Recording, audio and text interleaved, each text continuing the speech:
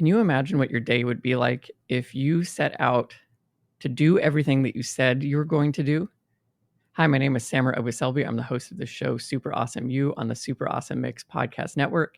You can find more of this show's content at Super Awesome You on Instagram. If you haven't already left a 5-star review, please consider doing so if your app supports it. It really helps other people feel encouraged to press play whenever they stumble upon the page.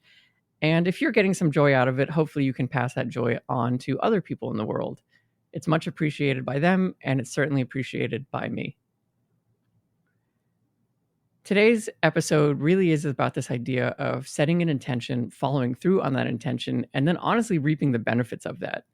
I have found personally that whenever I say I'm going to do something and then I do it, I'm more impressed and proud of myself for having just followed that habit loop than whatever it is that I actually did. So as an example, whenever I say I'm going to wake up tomorrow morning and go for a run, whenever I actually do that run and I do exactly the run that I said I was going to do, so if I'm going to run 4 miles, I ran 4 miles, I end up feeling really good. And it's not even about the 4-mile run anymore. I am more just impressed that I went to bed with a plan and actually followed through on that plan in the morning. If you hear people talk about like joining the 5 a.m. club, there's that book that I read recently, the 5 a.m. club, and it's really all about literally waking up at 5 a.m. and starting your day and doing these certain things to start your day. And like, that's the secret of success and wealth and health and all these wonderful things. What I really think that book is telling you is that when you set an intention at night to wake up early in the morning the next day and you actually follow through on that intention the next day, like you don't hit snooze, you are up at 5 a.m., you are priming your brain to believe that when you say you're going to do something, you will actually do it. So then everything else in your day gets a lot easier. These are kind of known as keystone habits. There are certain behaviors that you do that end up having like a waterfall effect on a bunch of other behaviors. You may have also heard about the keystone habit of making your bed. I think at some point it became really popular, the sense of like, if you make your bed, you're far more successful than people who don't make their bed. Obviously, there's successful people who aren't making their bed, right? And making your bed isn't going to somehow have success like fall in your lap. Like you're not going to make your bed one day and then like become a multimillionaire, successful entrepreneur, or be in a successful relationship. Like that's obviously not going to play out exactly that way. But what it is suggesting is that whenever you complete a task like that, you say you're going to make your bed every single day, then you complete the task of making your bed. Again, your brain begins to be primed to feel a sense of like, cool. Whenever I set a plan, I tend to follow through on that plan. So next time I hear a plan, I'm going to follow through on that plan. And the trick is that you start with really small, doable things, such as making your bed. Or you might set an intention to drink a glass of water first thing when you wake up in the morning. Wake up in the morning, you drink that glass of water, and you start to feel kind of on a roll. You're like, okay, cool, I did that. What else can I do today? And you really do feel a sense of accomplishment. And dopamine is part of that like drive to keep going. We've talked about this neurotransmitter before. It really is kind of the motivating neurotransmitter. Whenever you said that you were going to wake up early in the morning and you woke up early in the morning, you get kind of a rush of dopamine because you're like, oh my gosh, I actually like did the thing that I said I was going to do. And you might feel really motivated to then say, well, you know what? I've been putting off doing this other big project. Let me tackle a step out of that project. And it goes from there. These keystone habits are like immensely powerful, and they can honestly change your life because it really is that waterfall effect. It's like that domino effect in that video, or you've maybe seen pictures of it, where you could knock over a tiny little baby domino, and then that knocks over a slightly larger one, that knocks over a slightly larger one, and then you can expand this to it basically knocking down a giant slab of rock, at the very end.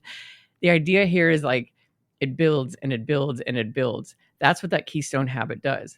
Decision-making in life is often thought of like grand, large decisions that we make, like, oh, I'm going to get married, or I'm going to move to a new city, or I'm going to get a new job, I'm going to end a relationship, I'm going to start a relationship. Those certainly are large decisions, but our day-to-day is not necessarily filled with 15 large decisions. Like those come every couple of years, 5 to 10 years, if at all. Our days are filled with a bunch of really tiny decisions, but those tiny decisions add up over a lifetime.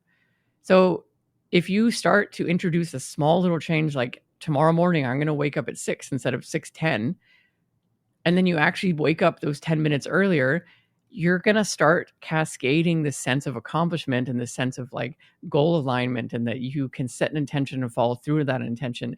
And then one day it might be, well, maybe I actually really enjoyed those extra 10 minutes. What about another 10 minutes? And you wake up at 5:50, and before you know it, you're part of the 5 a.m. club, and it's like changed your life. And it's not the waking up early part, it's the saying that you're going to do something and then doing that thing. That to me has been the major kind of secret that I've unlocked about all of these self-help books. It's not the habit itself. It is the saying you're going to start a habit and then actually starting that habit. That to me has been so powerful in my ability to then say I'm going to do something else and go and do that thing, because you can increase the difficulty of the thing you're going to go and do. It starts by saying, you know what, I want to start running. I'm going to run a quarter mile today. And it ends with you running a marathon, because eventually in the, couple of years or however long it's going to take you between that first decision to just run a quarter mile once a week to maybe you're doing it twice a week, to maybe you're doing it 4 times a week, to maybe now you're running half a mile, now you're running a mile. And eventually, you find yourself signing up for a really long distance run. Those were a bunch of really small decisions that ultimately ended up in a very large, life-changing decision. So that is my advice to you in general. Whenever you pick up a book and it's got some life-changing rule or it's got some habit that's going to change everything about your life, it might, but it's probably not the thing itself. It's probably the fact that like you get excited about this habit and then you say you're going to do it and then you actually follow through on it. And then you're going to prime your brain into thinking like, awesome, what's next? In that way, honestly, you can really start to feel unstoppable. And that is this week's song of the week. It is Unstoppable, except it's a different Unstoppable than I've covered before. I've talked about Sia's. This is the exact same title, different song though, and it's by Drake, Santigold, and it features Lil Wayne as well. I really like this song. I mean, Santigold's beats like just hit so hard. I love Drake, like Lil Wayne, like just a great track, has a great beat to it. But I just really love the chorus of like, I've got to be unstoppable.